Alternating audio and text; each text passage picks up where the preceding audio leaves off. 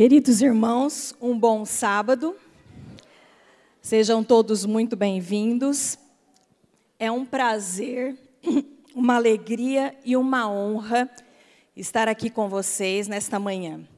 Eu agradeço ao Marcos, nosso amigo querido, Ellen e sua família, pela oportunidade e pelo convite. O hino que nós cantamos, O Rei Vem Vindo, não poderia ser mais adequado para a primeira mensagem que eu escolhi para partilhar com os irmãos. Ellen White nos diz: vivemos num importante, que tempo, irmãos? Soleníssimo tempo da história terrestre. Achamo-nos entre os perigos dos últimos dias. Quão necessário é que todos os que temem a Deus e amam a sua lei se humilhem diante dele, se aflijam, pranteiem, confessem os seus pecados, que tem separado Deus do seu povo. Qual é a ordem para nós no tempo em que vivemos, irmãos? Devemos o quê? Refugiar-nos aonde? Na palavra de Deus e na oração, buscando individual e fervorosamente ao Senhor, para que o possamos achar. Cantamos Se Ele Não For o Primeiro, e a pena inspirada nos diz: cumpre-nos fazer disso a nossa primeira ocupação. Sabe, queridos, temos passado, como o pastor Lanza aqui fez na oração, momentos difíceis. Sinais. Os sinais nos mostram a brevidade da vida e a brevidade da volta de Jesus. Mas sabe, queridos, se você for lá olhar em Gênesis 6 e 7, nós também tivemos ali, próximo do dilúvio, muitos sinais, inúmeros sinais. Eu fico imaginando as pessoas assistindo a uma cena, a cena de animais que eram conduzidos para a arca, como que guiados por uma mão invisível. Isso não foi um sinal? Mas esse sinal não foi suficiente para que aquele povo se arrependesse e entrasse na arca. Temos visto sinais, queridos. Mas quantos sinais aconteceram ao povo de Israel? Vocês podem me ajudar a lembrar de algum? Quantos sinais o povo de Israel recebeu? Alguém pode me citar algum? Coluna de fogo, o que mais? Pão descendo do céu, não é verdade? Água brotando da rocha. Mar se abrindo, irmã, não é? E aqui poderíamos citar tantos outros, mas não foram suficientes. O povo tinha um coração apegado ao pecado. Queridos, temos visto sinais. Jesus veio a este mundo como um sinal. Jesus passou neste mundo, Ele curou os incuráveis, Ele tocou os intocáveis, Ele perdoou os imperdoáveis. Se a gente fosse fazer uma lista dos sinais que Jesus fez aqui quando esteve na terra, gostaria que vocês abrissem as suas Bíblias, porque João fala melhor do que eu sobre isso. João, o último capítulo do Evangelista, 21, verso 25. O último verso do livro dele, do Evangelho de João. João, capítulo 21 e verso 25. Vocês encontraram? Ele escreve assim: há, porém, ainda muitas outras coisas que Jesus fez. Se todas elas fossem relatadas uma por uma, creio eu que nem no mundo inteiro caberiam os livros que seriam escritos. E apesar disso, se você voltar um pouquinho a sua Bíblia para trás, em Mateus, no capítulo 16, Mateus 16, a partir do primeiro verso, Mateus 16. Aproximando-se os fariseus e os saduceus, tentando-o, pediram-lhe o quê, irmãos? Que mostrasse o quê? Um sinal vindo do céu. Ele, porém, lhe respondeu: chegada a tarde, dizeis, haverá bom tempo, porque o céu está avermelhado. E pela manhã, hoje haverá tempestade, porque o céu está de um vermelho sombrio. Sabeis, na verdade, discernir o aspecto do céu, e não podeis discernir os sinais dos tempos? Sabe, queridos, nós precisamos estar atentos, porque a pena inspirada nos diz: estamos de tal maneira prontos, que se Jesus não voltar, porém, se adormecermos, possamos fazê-lo na esperança de Jesus Cristo. Os sinais estão diante de nós, as profecias estão se cumprindo. Será que vai acontecer o que aconteceu lá na Arca de Noé e que vai acontecer o que aconteceu com os israelitas? Queridos, será que isso vai acontecer hoje também? Será que estamos nós esperando sinais para nos arrependermos, para fazer as reformas que precisamos fazer em nossa vida, em nossa família, e nos prepararmos para a volta de Jesus? Eu ouvi recentemente alguém dizer: mais uma guerra, é só mais uma guerra. Uma autora brasileira, Marina Colasanti, escreveu um artigo, que se tiverem oportunidade recomendo que leiam, e ela diz assim: eu sei que a gente se acostuma, mas não devia. Nós não devíamos nos acostumar com as coisas, com os sinais. E deveríamos estar alerta, atentos. A cada tempo na Bíblia, Deus teve uma mensagem para aquele tempo. A cada momento da Bíblia, nós vemos uma verdade para o tempo presente. Se você começar lá com Adão, ele tinha uma verdade para aquele tempo. Qual era a verdade para o tempo de Adão? Que o cordeiro viria e morreria no nosso lugar. E assim a gente passa por Noé. Vocês acham que Noé falava sobre o cordeiro? Sim ou não? Sim. Mas qual era a verdade que nunca faltava e que ele bradou por tantos anos, por dezenas de anos? Que o quê? Que haveria um dilúvio. Preparem-se, entrem na arca. E assim nós podemos ver Jeremias clamando e dizendo ao povo que eles iriam para a Babilônia. Esdras, uma mensagem contrária de Jeremias: agora vocês voltem para Jerusalém para a reconstrução do templo. Qual era a mensagem de João Batista, irmãos? Qual era a mensagem? Qual era a verdade para o tempo presente? Arrependei-vos, o reino de Deus está próximo. E assim, nós vamos passando. Queridos, qual é a verdade para o tempo em que nós estamos vivendo?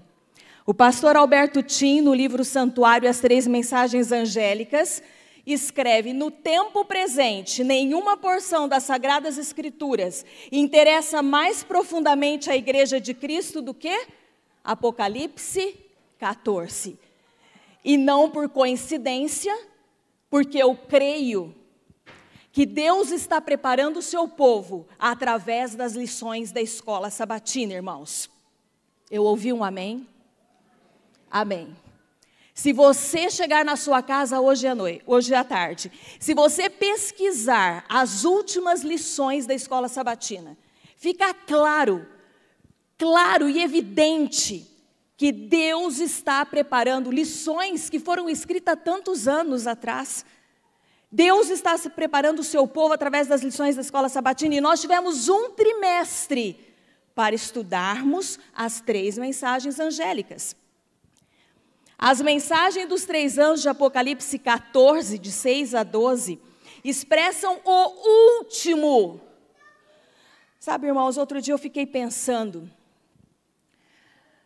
em qual igreja nós estamos, das 7? Que é a última. Onde Jesus está hoje, agora? No lugar santíssimo. Que é qual compartimento do santuário? O último. Dos 3 Elias, o do Antigo Testamento, do Novo Testamento, Elias para o tempo do fim, nós estamos em qual deles? O último e o terceiro. Acabamos de distribuir um outro dia, né, no ano aí, o último convite. Por onde é que a gente olha? A gente vê último, último, último. E este é o último convite, o último apelo do céu a todas as pessoas da terra para renunciarem toda forma de idolatria e falsidade, para adorarem o Criador e aceitarem o seu evangelho eterno. Sabe, irmãos, eu tenho uma convicção pessoal. Eu creio que estes mesmos olhos que estão olhando aqui para essa humilde pecadora, dentro em breve, estarão olhando para cima e vendo Jesus voltar em resplendor e glória.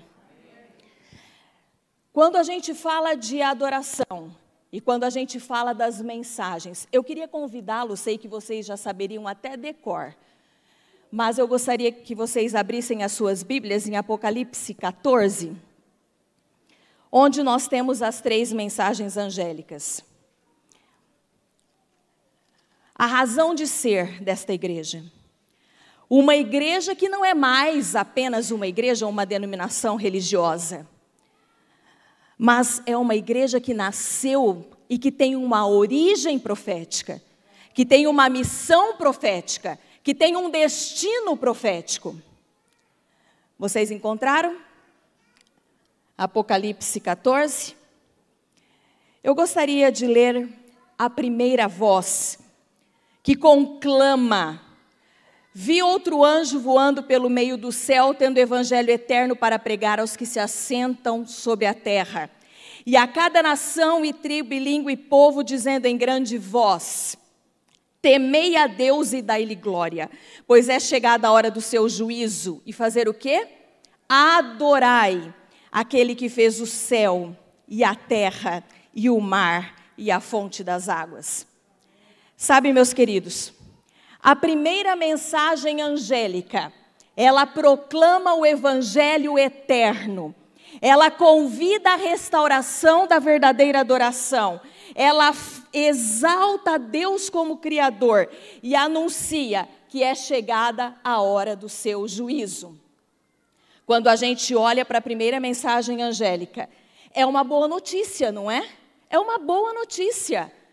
Mas é também o quê? Uma advertência aos que rejeitam o Criador e o sinal da verdadeira adoração que Ele concedeu. E qual é o sinal da verdadeira adoração que Ele concedeu, que está aqui? O 7º dia, o sábado. Nós não vamos ler, mas vocês conhecem a segunda voz que adverte. E a segunda mensagem, ela repudia a aliança apóstata, ela exalta a pureza do evangelho, ela denuncia os erros doutrinários e ela anuncia a queda de Babilônia. Ela adverte o povo de Deus. Qual o povo de Deus? Este que está aqui somente? Não, queridos.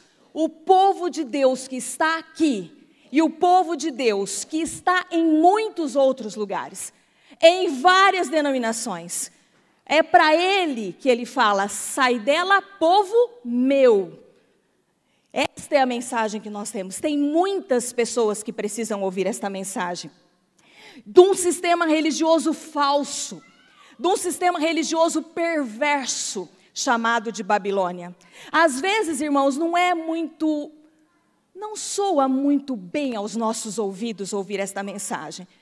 Porque às vezes as pessoas esperam que dos nossos púlpitos seja apenas falado um evangelho adocicado. Mas, meus queridos, os sinais estão diante de nós. Se não agora, quando? Se não eu, quem? Se não for esta igreja para se levantar e falar, quem será?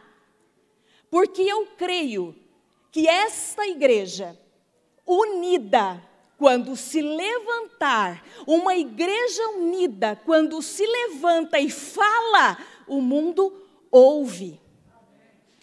A terceira mensagem repudia a adoração à besta e à sua imagem. Retrata a punição que os falsos religiosos terão. Exalta a mensagem da justificação pela fé e descreve o povo remanescente. E quem é o povo remanescente? Aquele que guarda os mandamentos de Deus, em detrimento de obedecer preceitos humanos. Quando você compara a primeira com a terceira mensagem angélica, fica muito claro para nós o que é a verdadeira adoração e o que é a falsa adoração. Outro dia eu ouvi uma pessoa dizer, mas no final dos tempos haverá os adoradores e os que não vão adorar. Não, queridos. No final dos tempos todos seremos adoradores. É que terão os falsos e os verdadeiros. E Deus está o quê? À procura dos verdadeiros adoradores. Porque a adoração é o ponto central, é o tema central do grande conflito entre Deus e Satanás. A adoração é um dos imperativos de Deus que está ali na primeira mensagem que acabamos de ler. Vamos ler juntos?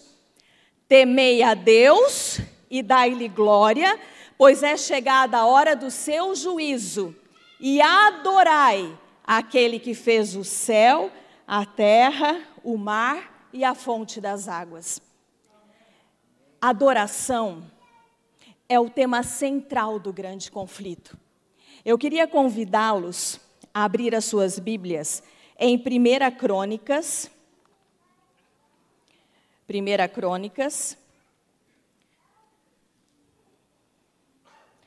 o capítulo 13, e nós vamos ler 2 versos. 1 Crônica, capítulo 13. Vocês encontraram? O verso 9. Quando chegaram à eira de Quidom, estendeu Uzá a mão à arca para segurar, porque os bois tropeçaram. Então a ira do Senhor se acendeu contra Uzá e o feriu, por ter estendido a mão à arca, e morreu ali perante Deus. Nossa! Mas ele não teve uma boa intenção, irmãos? Não foi tentar segurar a arca? Mas veja bem, era assim que era para carregar a arca? Foi assim que Deus determinou? Quem carregou assim foram os filisteus. Deus deu ordem explícita e muito clara de como era para ser levada a arca. Mas, talvez Davi tenha pensado, carregar nos ombros com um varão, nesse tempo de modernidade, tecnologias que nós temos agora, não é? Temos a roda, temos o carro de boi, por que não podemos mudar um pouquinho? E aí vem uma frase, me desculpem aí, danada não, que é que tem? Nós vimos o que aconteceu. Porque, queridos, boa intenção não substitui obediência fiel. E nós temos uma outra história que eu gostaria de ver com os irmãos também, mais 2 versos. Se você for um pouquinho para trás na sua Bíblia, nós podemos encontrar Levítico,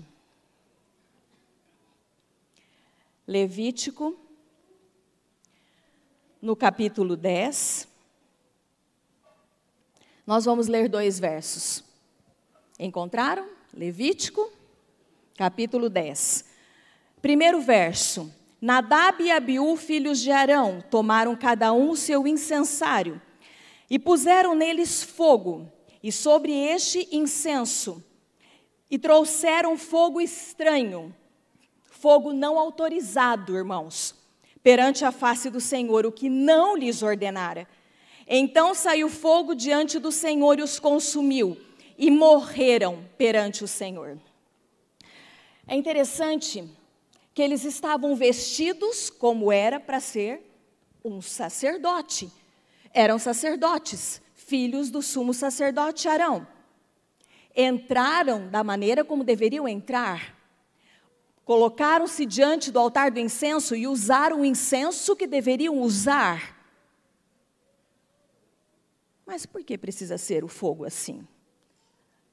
Porque o fogo era para pegar o fogo lá no altar do holocausto, que Deus mesmo tinha começado e feito ali o fogo.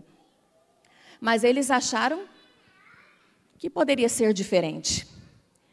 Nós vimos o que aconteceu. Mais do que uma questão de preferência pessoal, a adoração, irmãos, é uma questão de vida ou morte. E para nós, é uma questão de vida ou morte eterna. Nós temos um outro exemplo muito clássico de adoração, mas a gente precisa examinar as Escrituras. Eu gosto muito desta frase. Quando examinamos as Escrituras, elas deixam claro que a obediência é a mais elevada forma do quê? Da verdadeira adoração.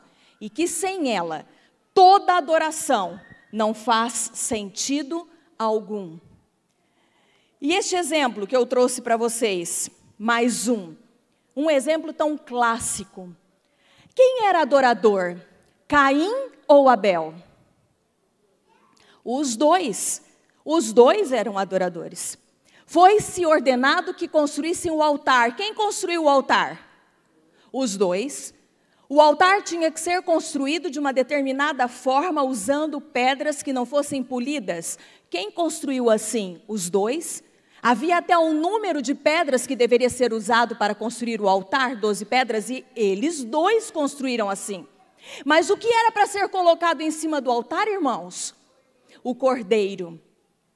Mas Caim, boa intenção, achando que não ia dar nada, o resto ele já tinha feito. Ele colocou o que ele tinha de melhor. Sabe, pastor Lanz, eu ouvi alguém dizendo assim recentemente: mas também, né, Deus não aceitou a oferta de Caim porque ele trouxe umas frutas já apodrecidas. Isso não é verdade. Quem lê a Bíblia e estuda o Espírito de Profecia sabe que ele trouxe, não é assim? O melhor. Talvez o altar as primícias, talvez o altar de Caim estivesse até mais bonito, não é? Aos nossos olhos, colorido, com aquela variedade, o outro com sangue lá escorrendo. Mas não foi assim que Deus pediu. E por que ele não foi um verdadeiro adorador? Porque qual é a fala de Caim com a sua oferta? Eu vou me apresentar a Deus como eu quero, do jeito que eu quero, com o que eu quero. E a pena inspirada, ela nos faz uma observação com relação à atitude de Caim. Ela diz que Caim representa aqueles que observam os princípios e as obras de Satanás, ao adorar a Deus à sua maneira, conforme a sua própria escolha. Qual foi a diferença em relação a Abel? Veja, como é que Abel oferece o seu sacrifício? Eu vou me apresentar a Deus como Ele quer, com o que Ele quer e do jeito que Ele quer. Fazer o que Deus quer, isso é adoração, do jeito que Ele quer. Você veio aqui para adorar hoje, não para ser agradado. A igreja, meus queridos, não precisa ser entretida, a igreja precisa ser transformada. Esse é o clamor. Nós precisamos abandonar os nossos pecados, fazer uma reforma. O que eu preciso deixar? O que eu preciso melhorar? Porque nós precisamos estar preparados para recebermos o alto clamor, para darmos a mensagem para o qual nós fomos instituídos, para reparar brechas, para restaurar a verdade, para trazer pessoas, para formar um povo que estará de pé, mas fazendo aquilo que é o certo. Sabe, meus queridos, os jovens tinham lá um slogan, chegou a hora. Eu creio que já passou da hora de tomarmos ciência do momento soleníssimo em que estamos vivendo. Precisamos tomar uma decisão e uma postura. Precisamos buscar o caminho da santificação. E quando falo santificação, não estou dizendo de uma pessoa ser perfeita. Eu estou dizendo que nós precisamos hoje ser melhor do que ontem. E amanhã certamente seremos melhor do que hoje. Precisamos buscar. O pecado tem que ser um acidente na nossa vida. Precisamos urgentemente tomar uma posição. Pode voltar para mim, irmão, por favor? Talvez você esteja se perguntando: mas cada um não adora do seu jeito? Cada um não pode fazer aquilo que acha mais adequado? Se cada um adora do seu jeito, por que Nadab e Abiú morreram por oferecer adoração estranha? Se o que vale é a intenção do coração, por que Uzá morreu ao tocar na arca? Se o que vale é fazer a obra de Deus, por que Saul foi reprovado quando ofereceu sacrifícios? E Deus tinha dito para ele: você oferece os sacrifícios, espera Samuel chegar. Ele fez os sacrifícios direitinho, mas antes de Samuel chegar. E se Deus recebe qualquer tipo de adoração, por que ele aceitou a de Abel e por que ele rejeitou a de Caim? E eu queria deixar aqui algumas perguntas para os irmãos. O que teria acontecido se Moisés tivesse se recusado a tirar as sandálias? Para que vou tirar as sandálias? E entrado na presença do Senhor com ela nos pés. O que teria acontecido ao povo de Israel ali no Egito se não tivesse passado sangue nos umbrais? O que teria acontecido caso o povo tivesse recusado a erigir o santuário de acordo com o modelo que fora mostrado? E se Naamã, que nós cantamos aqui na música, e se Naamã não tivesse entrado 7 vezes no Jordão? E se o povo não tivesse rodeado os muros de Jericó 7 vezes? E se o exército de Josafá não tivesse apenas permanecido em posição de guerra durante toda a batalha contra os filhos de Moabe e os filhos de Amon no deserto de Jeruel? Você percebe? Vocês percebem, queridos? Nossa vontade, nossa sabedoria, os nossos gostos, as nossas convicções devem estar subordinadas inteiramente à vontade de Deus. Porque ao contrário do que eu ouvi alguém dizendo numa rede social, Deus quer um pedacinho do seu coração. Não, queridos, Deus não quer um pedacinho do seu coração. Se Ele não for o primeiro, então Ele já não será mais nada. Nossos irmãos, pesado, né? Pesado nós ouvirmos que Deus é tudo e Ele quer tudo, e realmente, porque Ele é Deus. Ele é Deus, irmãos, o Deus Criador, que está tentando, clamando para o seu povo rebelde, pecador, que somos eu e você, somos nós, para trilhar os caminhos, para levar para a eternidade, e a gente não quer? Nossa, Deus é muito pesado, e é pesado mesmo, porque Ele quer tudo, Ele exige tudo, não gosta de mistura. Aliás, Babilônia, adoração Babilônia e suas filhas, tem coisa muito boa lá, no entanto tem muita gente lá, que precisa do nosso alto clamor, mas tem coisa misturada. Não podemos misturar, nós temos que ser totalitários. Deus é totalitário, é absoluto. O pastor vai concordar comigo, o absolutismo de Deus. Não podemos mais. Olha o que diz lá em 1 Pedro 2,9. Abram suas Bíblias, 1 Pedro 2,9. Queridos, isso é real. Deus está falando conosco, está gritando, clamando, Ele está voltando, os sinais estão aí. Parem, tomem a sua decisão. Aliás, daqui a pouco nós vamos ver duas classes de pessoas. O justo cada vez mais justo e o ímpio cada vez mais ímpio. Faça uma análise, deixa Deus espiar a sua vida.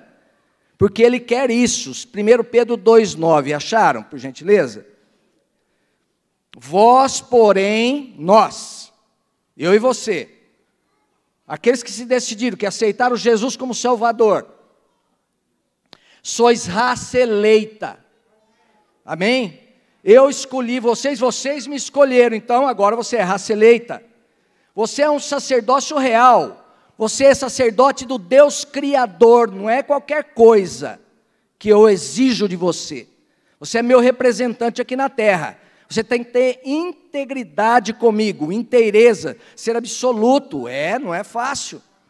Nação santa, esse é o sonho de Deus, que era para ser uma nação santa lá, para brilhar somente o que Deus determinava, para as outras nações pagãs ver que maravilha, que Deus é esse, puros, ali íntegros no relacionamento com Deus, e não quiseram. E hoje Deus quer que nós sejamos nação santa, um aqui, outro lá, outro no Japão, tal, forme uma nação santa, propriedade exclusiva de Deus. Olha, propriedade exclusiva de Deus, a fim de proclamardes as virtudes daquele que vos chamou das trevas para a sua maravilhosa luz. Percebam, para a gente proclamar, dar o alto clamor, eu preciso ser raça eleita, sacerdócio real, nação santa, povo de propriedade exclusiva de Deus, para a fim de proclamardes. Tem que ser exclusivo de Deus primeiro, exclusivo de Deus, sério, exclusivo. E como eu faço isso? Eu busco esse Deus diariamente. Comunhão, nós já sabemos quantos projetos para comunhar, 40 madrugadas, busca Deus de madrugada. O exemplo é Jesus, né? Jesus buscava, como que Jesus conseguiu? Como que Jesus conseguiu? Como homem. Muito bem, propriedade exclusiva de Deus, para, assim que você é propriedade exclusiva, você não vai ficar exclusivista. Porque Deus não faz acepção de pessoas, não. Aí você vai lá e resgata e inclui aqueles nessa nação, sacerdócio real, chama para ser incluso, prega o evangelho, a fim de proclamardes as virtudes daquele que vos chamou das trevas para a sua maravilhosa luz. E nós reclamamos, nossa, é muito pesado para mim. Então, 1 Tessalonicenses 5, nós não vamos ler, mas anotem aí, leia em casa. O que 1 Tessalonicenses, que o apóstolo Paulo exorta os cristãos de Tessalônica? O apóstolo Paulo exorta a igreja de Tessalônica, descrevendo uma lista, se você pegar lá, tem uma lista do que eles deveriam fazer com urgência, pôr em prática na sua vida, antes da morte deles, ou antes da segunda vinda de Cristo, porque o texto fala, ele exorta, ele suplica sobre a segunda vinda de Cristo. 1 Tessalonicenses 5. Eles estavam esperando Cristo voltar. Sinais já aconteciam, mas não eram todos os sinais como é agora. E Deus deixou bem claro, Mateus 24, Jesus deixou. Quando todos esses sinais, está lá no verso 33 e 34, quando todos esses sinais forem vistos, sabeis que é a hora, está chegando a hora. O povo tem que se levantar de Deus. E esta geração que ver todos os sinais não passará. É a nossa geração, amém? É a nossa geração. E lá estava falando sobre isso, irmãos, ao verso 4. Não estais em trevas, para que este dia não vos apanhe de surpresa como ladrão. Saia das trevas, vocês têm a luz, nós temos a luz, irmãos. Foi dada, a nossa igreja é profética, instituída profeticamente com luz, espírito de profecia, palavra de Deus, coisas que o mundo aí fora não tem, e eu rejeito a luz. E a palavra de Deus é clara, que quando nós rejeitamos uma luz que nos é dada, isso sim, não é do meu jeito, nós vamos perdendo a luz, vamos ficando em trevas dentro da própria igreja. Então, nós somos a igreja individual, para realizar um coletivo forte, tomando essa decisão de estarmos na luz. Não durmam, o texto diz, vigiem, sejam sóbrios, porque Cristo morreu para nos salvar, amém? E isso tem que ser alegria. Nós temos que ser alegres quando Deus adverte a gente, irmãos. Não é ficar chateado. Nossa, que sermão duro. Eu tenho que ter alegria. Alegria, queridos. Primeiro, esta lista que ele faz. Olha, eu fiz particularmente. Viver em paz com os outros. Olha que totalidade. Viver em paz com os outros. Ou seja, eu tenho que estar em paz. Se o outro for teu inimigo, o problema é dele. Você tem que estar em paz com ele. Olha, admoesteis os insubmissos, ou seja, proponha, insinue e ensina os desobedientes. Se o teu irmão está desobedecendo e você já chegou na luz e não está fazendo aquilo, chega lá com amor e admoesta, fale com ele. Pode ter problema, mas se tiver problema, você fica em paz com ele. Tenhais com amor em máxima consideração, o amor a Deus, o amor a si mesmo e o amor ao próximo. Em máxima consideração. Não retribuir o mal por mal, consolais os desanimados, ampareis os fracos, sejai longânimos, regozijai-vos sempre, a alegria que vem do céu. Não é a alegria do mundo, é a alegria de ser um servo de Deus, de fazer a vontade de Deus, de estar lutando nesse processo de repreensão que Deus e você reconhece, amém, obrigado Senhor, que alegria, você louva por você estar seguindo o caminho de Deus, orai sem cessar, em tudo dai graças, ele diz aqui no verso, no texto, porque é esta vontade de Deus, e não é por tudo, é em tudo, tem uma diferença. Não apagueis o Espírito, olha isto, não apagueis o Espírito. E quando nós apagamos o Espírito Santo? Quando desobedecemos, quando queremos fazer do nosso jeito, apagamos o Espírito. E quando o Espírito se apaga de nós, irmãos, vai se apagando, nós vamos ficar aqui achando que nós estamos na luz, estamos em trevas. Não apaga o Espírito, obedeça. Deus falou, está falado. O Espírito de profecia falou, está falado. Ponto final. É a voz, é o Espírito de Deus que inspirou os profetas canônicos e inspirou Ellen White. É o mesmo Espírito, o Espírito de Deus, o Espírito Santo é Deus. Dai ouvidos ao Espírito. Outro, não desprezeis as profecias, a voz dos profetas bíblicos e canônicos, profetas da Bíblia, a Bíblia toda, e do Espírito de profecia, Ellen White. Julgai todas as coisas, julgue, não é julgar para destruir, julgai as coisas, retende o que é bom, baseado no assim diz o Senhor, e abstenha-vos de toda forma de mal, se desvia do mal. É isto, isso fala em 1 Tessalonicenses 5, e olha, 1 Coríntios 10, 31, também fala dessa totalidade, portanto, quer comais, quer bebais, ou façais qualquer outra coisa, fazer o quê?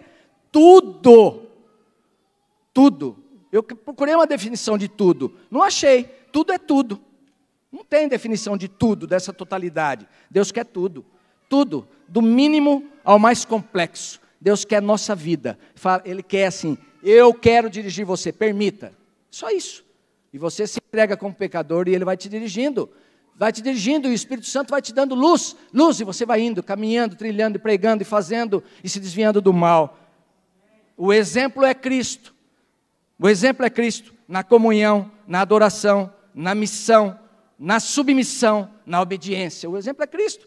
Estuda Cristo. Vê o que Cristo fez, como Ele adorava, como Ele fazia, como Ele pregava, como Ele abordava as pessoas. O exemplo é Cristo. Mas geralmente quando a gente olha para Cristo, a gente fala, Cristo é Cristo, né? Cristo é Cristo, jamais. Semelhança de Cristo nós temos que chegar. A semelhança de Cristo, não é a perfeição, a semelhança. Deus falou, é semelhante.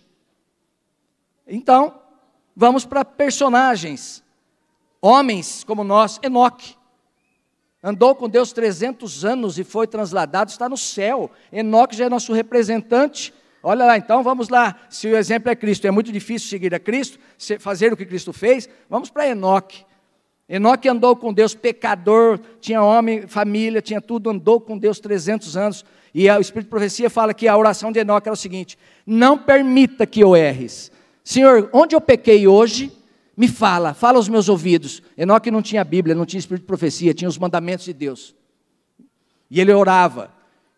E ele andou tanto com Deus, dava tudo para Deus. Quando ele pecava, ele falava, Senhor, eu pequei. Deus falava, pecou. e ele se arrependia. Processo. Andar com Deus é levar Deus em todo lugar, é assistir televisão com Deus, é comer com Deus, é beber com Deus, é levar Deus na escola, é assistir filme com Deus, é pegar o celular e compartilhar o que você está vendo no celular com Jesus. Isso é andar com Deus, é ter a coragem, falar, olha, vem aqui participar comigo no meu leito matrimonial. Isso é andar com Deus. Deus quer tudo, irmãos. Se não for tudo, vai ser nada. Vai ser nada. Gênesis 6:9 fala que Noé, não vou ler os textos porque o nosso tempo não dá, mas é maravilhoso. Gênesis 6:9 fala, eis a história de Noé. Noé era um homem justo e íntegro. Entre os seus contemporâneos, Noé andava com Deus. O que fazia Enoque? Andava com Deus. Noé andava com Deus. Justo e íntegro é a característica do cidadão que vai estar no céu. Justo e íntegro. O que significa ser justo?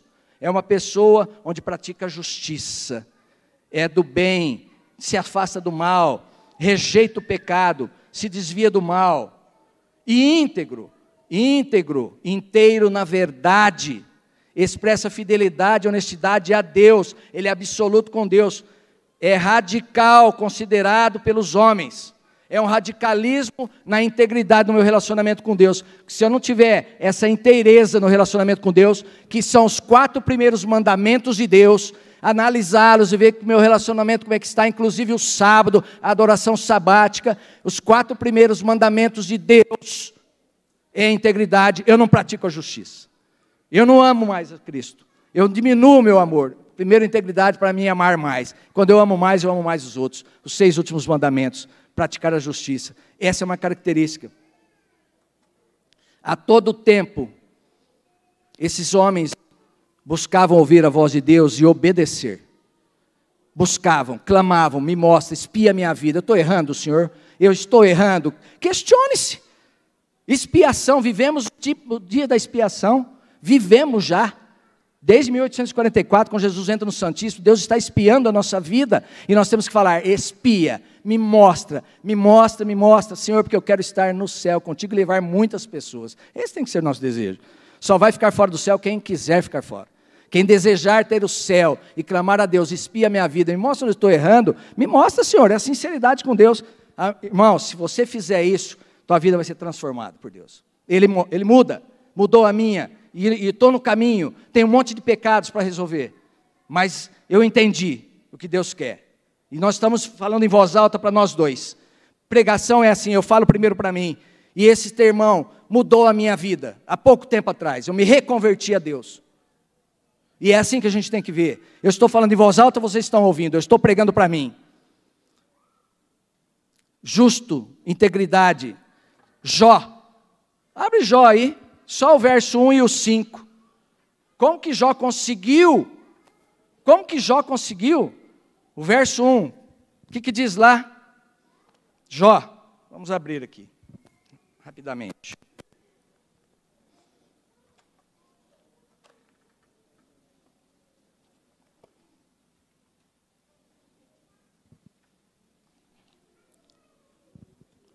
Jó 1, havia um homem na terra de Uz, cujo nome era Jó. Homem o quê? Íntegro e reto. Temente a Deus e que se desviava do mal. Característica do cidadão que vai estar no céu. Quem não for íntegro e reto não estará no céu, é claro. E olha o porquê. Como que ele conseguiu ter essa inteireza? Verso 5 só. O resto da história vocês conhecem. Decorrido o turno de dias de seus banquetes, chamava Jó a seus filhos e os santificava. Levantava-se de madrugada e oferecia holocaustos, segundo o número de todos eles. Pois dizia, talvez tenham pecado os meus filhos e blasfemado contra Deus em seu coração. Assim eu fazia, Jó, continuamente, sem interrupção. Era todos os dias, Jó levantava de madrugada. E uma coisa que me deixou estarrecido. Ele não ficava 1 hora ali orando. Ele fazia sacrifício por quantos filhos? 1, por todos eles. Quantos eles tinha? 10. Ele sacrificava um cordeiro por dia. 10 cordeiros diários ali em oração e súplica a Deus. Comunhão, integridade, absolutismo com Deus, radicalidade. Buscar esse Deus, ele queria, desejava ser um homem de Deus aqui na terra. E aí Satanás falou, também, ele mata 10 cordeiros por dia, sacrifica em teu nome, o Senhor deixou ele milionário, rico, abastado, deixa eu mexer nele, ver se ele continua com fé. Nós conhecemos a história, integridade, irmãos, e prática de justiça, se desviava do mal, íntegro e reto. E os Salmos 15, para finalizar, Salmos 15, para finalizar essa parte, Salmos 15, para falar que a integridade e a prática de justiça, essa inteireza, Deus quer tudo, não quer mistura. 1% sem Deus já é nada. Entendam isso. 1%, meio por cento, 0,9,99, sem ser a vontade de Deus é nada. Olha, então vamos nos peneirar, né? Se a gente não conseguir, não quiser, é melhor nós tomarmos decisões. Olha o que diz Salmos 15, os cidadãos dos céus, irmãos, que maravilha. E Davi pergunta para Deus, quem, Senhor, vai habitar lá no céu, né, no seu tabernáculo? Quem há de morar no teu santo monte junto contigo? E é o verso 2, o que vive com o quê? Integridade e pratica a justiça. Se você continuar o texto aqui, você vê que está falando dos mandamentos de Deus. A prática da justiça, dos 6 últimos mandamentos. E a integridade, relacionamento com Deus. Íntegro, todos os dias, buscar. Isso não vem de Deus, é esforço humano. Começa com esforço humano, eu vou fazer. Depois vem o poder de Deus sobre você e te transforma. É difícil? É, precisa de esforço. O mesmo esforço que a gente faz para trabalhar, para sobreviver, para ganhar, para buscar, para comer, para fazer tudo. Tira um pouquinho para Deus, põe 10% do esforço que a gente faz para a nossa sobrevivência. 10% que, olha, vai mudar a nossa vida. É difícil? É difícil? É uma pergunta. Senhor nosso Deus, nosso Criador, nosso Redentor e Salvador, queremos que sejas também Senhor da nossa vida. Que o sangue do Teu Filho derramado na cruz possa ser passado nos umbrais de cada lar que está aqui representado, Senhor. Para que os dardos, as heresias, as artimanhas do inimigo não tenham acesso. Que possamos colocar uma placa na entrada da nossa vida, na entrada do nosso coração, na entrada da nossa casa, na entrada desta igreja. Estamos em obra, Espírito Santo trabalhando. Que possamos clamar e que o Senhor possa derramar sobre esta igreja, sobre a liderança, sobre os pastores, sobre as missões, sobre tantas pessoas que, a despeito das renúncias que precisam fazer, estão pregando a Tua palavra em lugares longínquos.